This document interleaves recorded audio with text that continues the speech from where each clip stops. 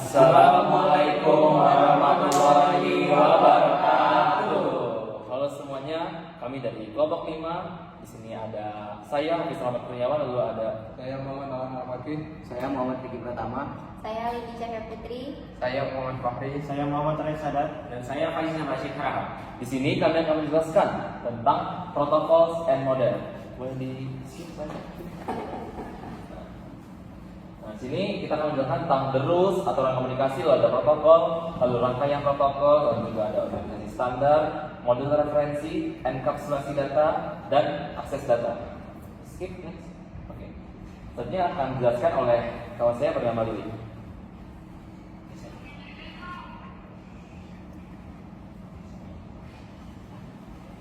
Baik, pada kesempatan kali ini saya akan menjelaskan materi tentang the rules atau aturan komunikasi. Yang dimana materi ini membahas tentang aturan-aturan dasar dalam komunikasi jaringan komputer. Agar perangkat dapat saling berkomunikasi dengan baik, dibutuhkan aturan yang disebut protokol.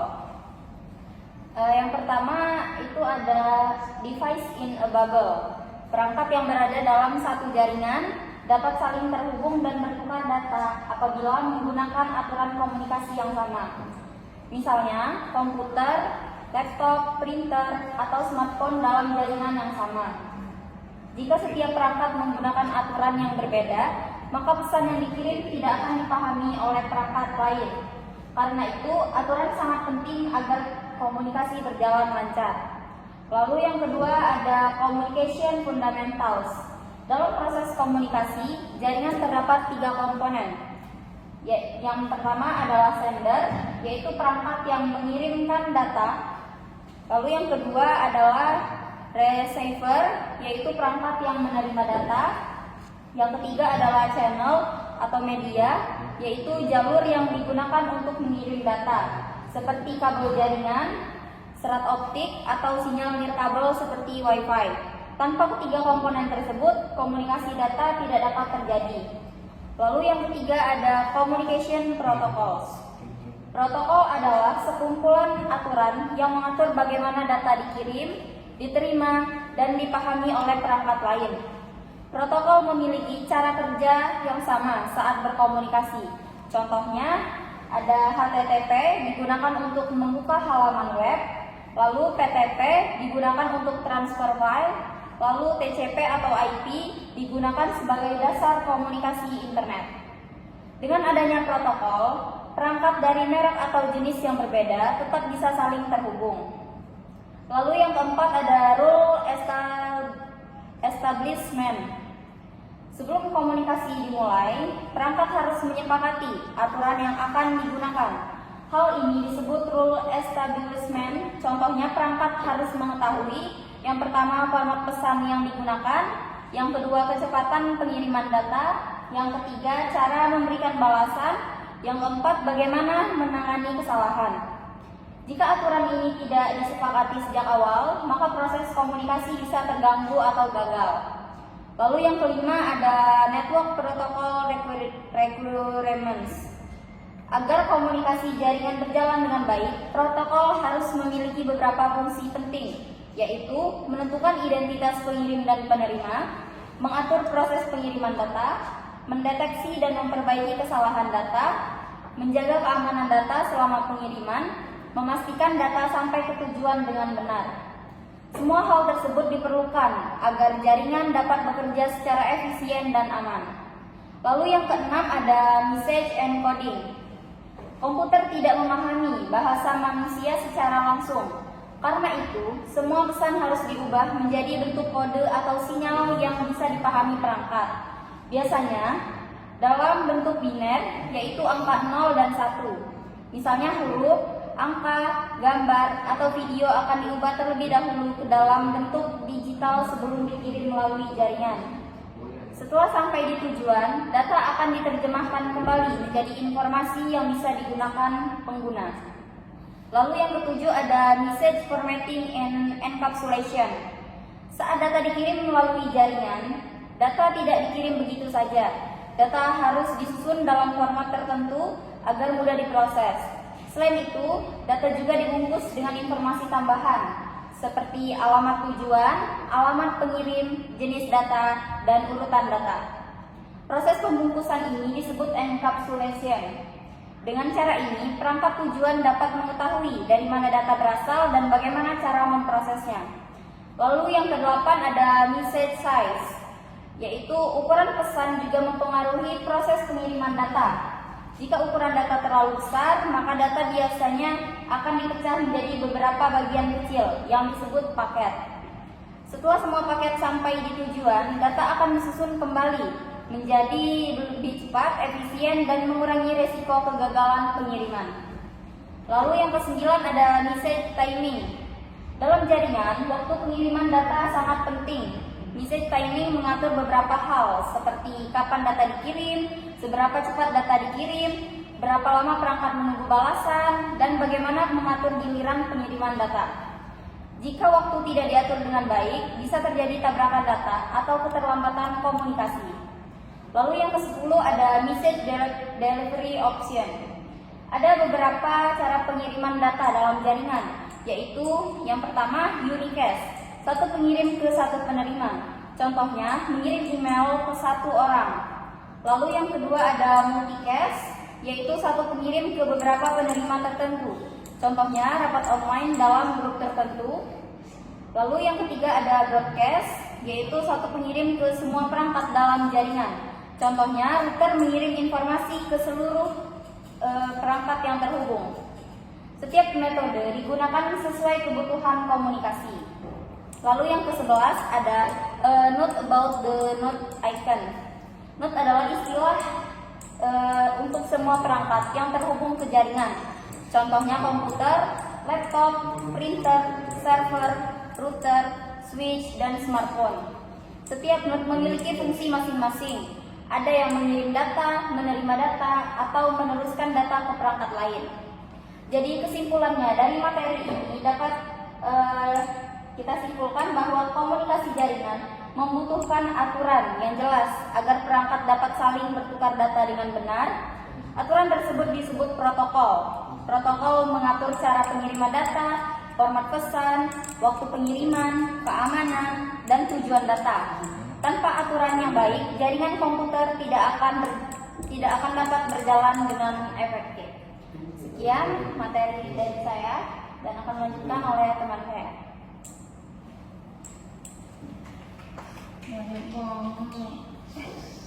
Di sini saya akan membahas mengenai protokol jaringan. Secara definisi, protokol adalah aturan yang mengatur komunikasi antar perangkat.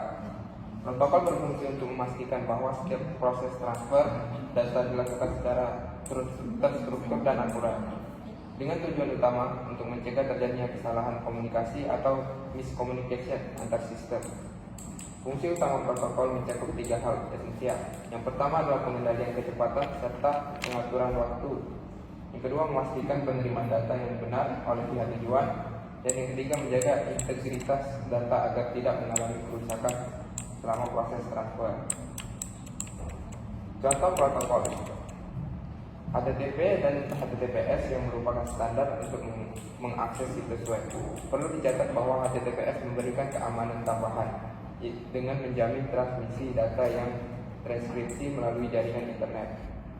Untuk kebutuhan transfer dokumen, terdapat FTP atau File Transfer Protocol.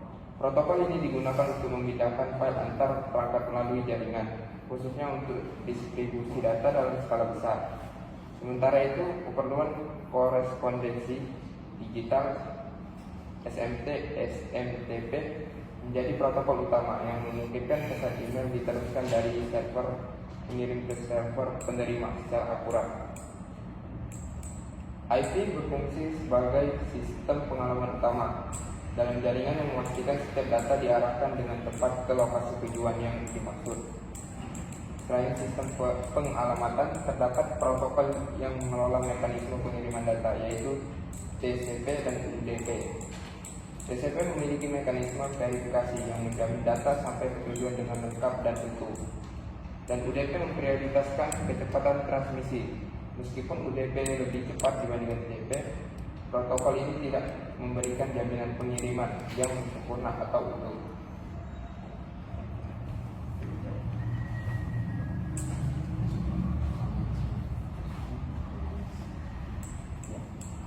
Protokol switch atau rangkaian protokol. Protokol switch, rangkaian protokol TCP atau IP, yaitu sistem komunikasi yang digunakan di jaringan komputer, termasuk internet, agar data bisa dikirim dan diterima dengan benar. Pertama, lapisan aplikasi HTTP atau FTP adalah bagian yang langsung berhubungan dengan pengguna. Di sini ada protokol seperti HTTP untuk membuka website dan FTP untuk mengirim file antar perangkat. Jadi semua aktivitas yang kita lakukan di internet dimulai dari lapisan ini. Kedua, lapisan transport TCP atau UDP bertugas mengatur bagaimana data dikirim. TCP memastikan data sampai dengan urutan yang benar dan tanpa kesalahan. Sedangkan UDP lebih cepat tapi tidak menjamin urutan atau keutuhan data. Biasanya dipakai untuk streaming atau game online. Ketiga, lapisan internet atau IP berfungsi menentukan alamat tujuan dan jalur pengiriman data. Di sini digunakan IP address agar data bisa sampai ke perangkat yang tepat melalui jaringan. Keempat, lapisan akses jaringan adalah lapisan paling bawah yang berhubungan dengan perangkat keras. Di sini data diubah menjadi sinyal listrik atau gelombang agar bisa dikirim lewat media seperti kabel atau WiFi. Terakhir, kolaborasi antar lapisan. Semua lapisan ini saling bekerja sama. Data dari aplikasi akan turun ke bawah sampai jadi sinyal, lalu dikirim melalui jaringan. Di sisi penerima, prosesnya dibalik sampai data bisa dipahami oleh pengguna. Intinya, setiap lapisan punya tugas masing-masing. Tetapi semuanya bekerja sama supaya data bisa sampai dari pengirim ke penerima dengan cepat dan tepat.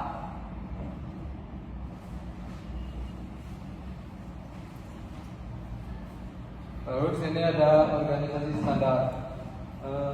Organisasi standar adalah organisasi yang bertugas membuat dan menetapkan standar dalam teknologi, khususnya di bidang jaringan komputer dan komunikasi data.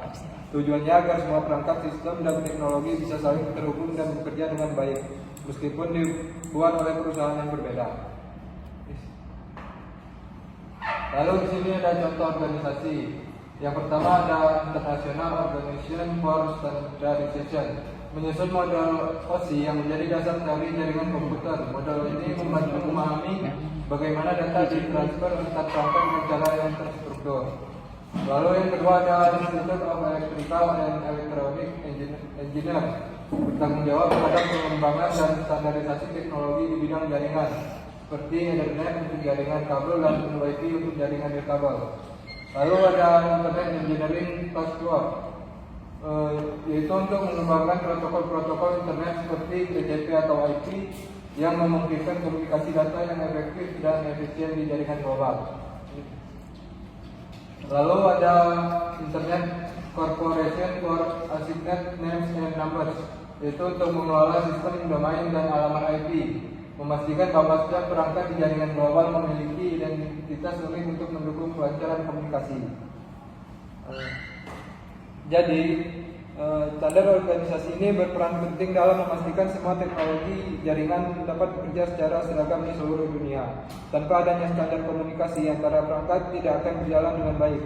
Oleh karena itu, organisasi seperti ISO, IEEE, IETF itu dan ANSI menjadi dasar utama dalam perkembangan teknologi jaringan yang kita gunakan sehari-hari.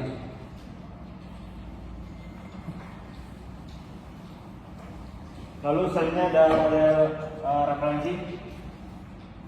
Nah, jadi yang pertama itu ada model OSI atau yang dimana di pendekatan teoritis dan pendidikan. Yang dimana model OSI ini adalah model 7 lapisan yang dikembangkan oleh ISO untuk memahami dan menjelaskan komunikasi jaringan secara konseptual. Model ini sering digunakan dalam pendidikan dan troubleshooting jaringan. Lalu struktur 7 lapisan, di mana setiap lapisan ini memiliki fungsi khusus yang dimulai dari physical, modeling, network, transportation, presentation hingga application. Lapisan ini bekerja secara hierarkis untuk memproses data. Lalu fokus pada sinkronisasi dan format data, yang dimana model OS ini adalah untuk menekankan pentingnya pengaturan encoding, formatting, dan timing dalam memastikan komunikasi antar perangkat berjalan lancar tanpa gangguan. Next. Lalu masuk ke model TCP dan IP, yang dimana kerangka kerja praktis model TCP atau IP ini adalah model 4 lapisan yang dirancang berdasarkan implementasi nyata pada operasi internet. Model ini lebih sederhana dibandingkan OSI dengan lapisan network, access, internet, transport, dan application. Lalu lapisannya untuk fungsi tertentu, contohnya lapisan transport bertanggung jawab atas pengiriman data menggunakan TCP atau UDP. Sementara lapisan internet mengatur pengelamatan dan routing melalui protokol IP. Lalu perbandingan dengan OSI, jika model OSI lebih bersifat teoritis dan mendetail dengan 7 lapisan, model TCP atau IP ini berfokus pada implementasi praktis dan efisien dengan struktur 4 lapisan yang terintegrasi.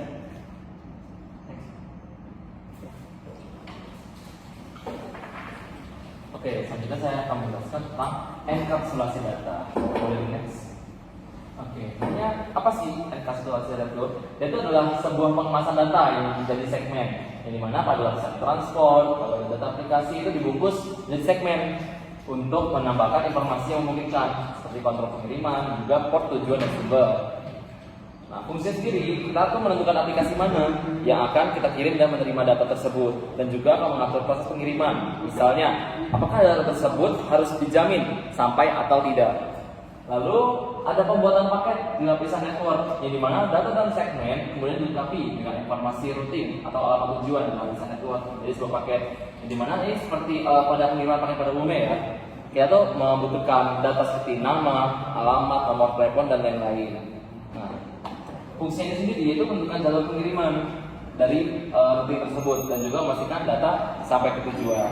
Lalu yang ketiga ada pengemasan menjadi frame detailing, yang dimana paket ini selanjutnya akan dibungkus dengan header dan trailer di lapisan data untuk menciptakan frame yang siap untuk dikirim melalui media fisik. Nah, sebentar. Nah, fungsi ini sendiri yaitu mengirim data dalam jaringan lokal teman-teman, dan juga akan mengecek apakah data ada kesalahan pada saat pengiriman. Boleh next. Oke. Lalu juga ada konversi ke bit di lapisan fisikal, di mana fisikal ini adalah sebuah model OSI yang terdapat pada 7 OSI layer. Nah, frame kemudian diubah menjadi sinyal digital atau bit yang dapat ditransmisikan melalui jaringan fisik, yang dimana fungsinya ini mengubah data menjadi sinyal yang bisa ditransmisikan, yang dimana bit ini dikirimkan juga melalui kabel media fisik seperti fiber optik, kabelan, dan juga wireless. Lalu ada dekapsulasi saat penerimaan, di mana proses ini dibalik pada perangkat penerima, yaitu membongkar data dari bit hingga menjadi informasi utuh di isi aplikasi. Setelah kita melakukan enkapsulasi, yang dimana kita akan mengirimkan sebuah data ke antar alamat, dekapsulasi ini akan menerima alamat tersebut dari enkapsulasi yang telah dikirim. Nah, fungsi hasil akhirnya ini yaitu data asli bisa dibaca oleh si penerima. Next. Nah, tujuan dari enkapsulasi ini sendiri yaitu pengaturan struktur data, yang dimana enkapsulasi ini memastikan data yang dikirim memiliki struktur yang sesuai dan juga memungkinkan perangkat penerima untuk memahami isi pesan. Yang dimana manfaat dari tujuan yang pertama ini adalah memudahkan perangkat untuk memahami dari isi data yang kita kirim dan juga mengurangi kesalahan dalam pengolahan data. Lalu untuk tujuan yang kedua itu penyediaan informasi alamat, yang dimana header di setiap lapisan akan menambahkan informasi penting seperti alamat tujuan agar dapat dikirimkan ke perangkat yang tepat, yang dimana ini seperti IP address dan juga MAC address pada komputer-komputer, dan juga manfaatnya data bisa dikirim dengan tujuan yang tepat. Lalu yang ketiga itu pengendalian dan pengamanan komunikasi, yang dimana akan memberikan metadata seperti kontrol alur dan sinkronisasi untuk memastikan pengiriman data yang aman dan bebas dari kesalahan. Yang dimana ini adalah sebuah protokol untuk mengamankan dalam pengiriman data. Next. Nah, lalu ada tujuan yang kelima, tujuan yang keempat, yaitu pemisahan tanggung jawab setiap lapisan, yang dimana tujuannya memungkinkan setiap lapisan berfokus pada fungsi masing-masing seperti transportasi, routing, atau pengiriman fisik. Nah, jadi transport itu seperti mengatur pengiriman data, lalu ada di routing itu menentukan rutenya, dan juga pengiriman fisik itu akan mengirimkan secara lokal atau data linear. Dan juga manfaat dari tujuan yang keempat ini adalah sistem lebih terstruktur dan juga memudahkan perbaikan jika terjadi masalah. Lalu untuk tujuan yang kelima itu koordinasi antar perangkat, yang dimana proses enkapsulasi ini membantu menciptakan komunikasi yang efisien antara perangkat dengan arsitektur jaringan yang berbeda, yang dimana enkapsulasi ini menggunakan standar yang sama dari semua perangkat seperti pengirimannya, dan juga manfaat dari tujuan yang kelima ini perangkat berbeda tetap bisa berkomunikasi walaupun menggunakan IP yang berbeda, dan juga jaringan masih menjadi lebih kompatibel dalam pengiriman. Next. Oke, selanjutnya akan dijelaskan oleh kawan saya Faiz. Selanjutnya saya akan menjelaskan tentang akses data. Sebelum itu, apa sih pengertian dari akses data? Akses data adalah mekanisme atau cara yang digunakan oleh perangkat dalam menerima jaringan atau mengirim data melalui media komunikasi secara teratur dan terkontrol.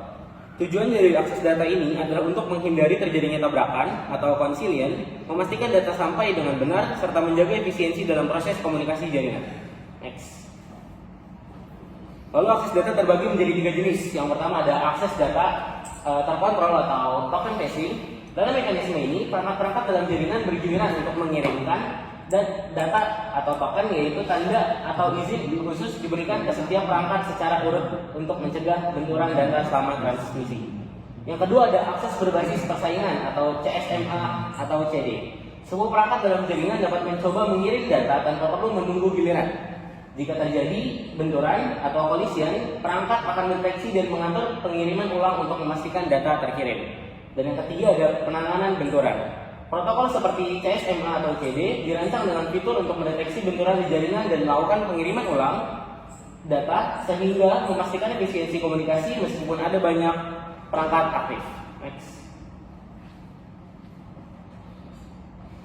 Oke, yang terakhir ada mengatasi masalah akses data. Yang pertama, peran alamat MAC. Alamat MAC bertindak sebagai identifikasi unik setiap perangkat fisik dalam jaringan. Ini memastikan setiap perangkat dapat dikenali dalam lapisan tautan tanpa konflik. Yang kedua ada penggunaan alamat fisik. Alamat MAC digunakan pada lapisan data link untuk mengirim data ke perangkat yang benar, baik melalui unicast, multicast maupun broadcast. Dan yang terakhir adalah pentingnya sinkronisasi. Dalam jaringan dengan banyak perangkat, sinkronisasi akses data menjadi penting untuk menghindari benturan dan meningkatkan efisiensi transmisi.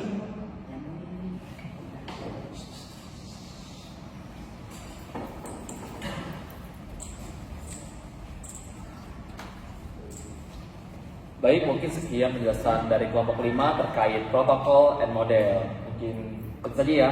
Kami akhiri. Wassalamualaikum warahmatullahi wabarakatuh.